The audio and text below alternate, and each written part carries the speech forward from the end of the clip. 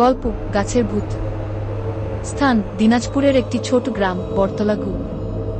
সময় বর্ষাকালের এক সন্ধ্যা। গ্রামের ঠিক শেষ প্রান্তে একটি বিরাট পুরনো বটগাছ। গাছটি নিয়ে বহু কাহিনী চালু। বৃদ্ধেরা বলেন ও গাছটা শয়তানদের বাসা, সন্ধ্যার পর পা দিও না ওদিকে গু। কেউ বলে গাছের ডালে নাকি এক মহিলা রাতে সাদা শাড়ি পরে দোল খায়। কেউ আবার দেখেছে এক বৃদ্ধ লোক চুপচাপ গাছের নিচে দাঁড়িয়ে থাকে, মুখ থাকা, চোখ দুটো লাল। সকাল হলে কাউকে আর খুঁজে পাওয়া যায় না। রাহুল শহর থেকে এসেছে ছুটিতে দাদুর বাড়ি। এসব ভূতের কাহিনীতে তার বিশ্বাস নেই। একদিন বন্ধুদের সাথে বাজি ধরে বসে সে, আমি গিয়ে ওই গাছের নিচে দাঁড়াবো সন্ধ্যা 7টায়। রাত 7টা। রাহুল একা গিয়ে দাঁড়ায় গাছটার নিচে।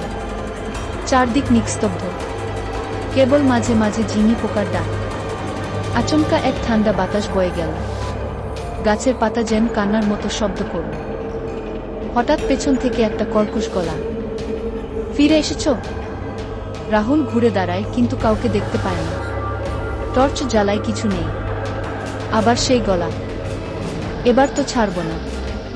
হঠাৎ তার পা শক্ত হয়ে যায়, শরীর অবশ। গাছের ডাল যেন নেমে এসে তাকে জড়িয়ে ধরে। পরদিন রাহুলকে পাওয়া যায় গাছের নিচে অচেতন অবস্থায়। তার শরীরে কোথাও কোনো আঘাত নেই, কিন্তু মুখে ভয়ের ছাপ। সে আর কোনোদিন কথা বলে না। আজও বরতলার সেই গাছটা দাঁড়িয়ে আছে, শান্ত, নীরব, কিন্তু তার ডালে এখনো মাঝে মাঝে সাদা কিছু যেন দোল খায়।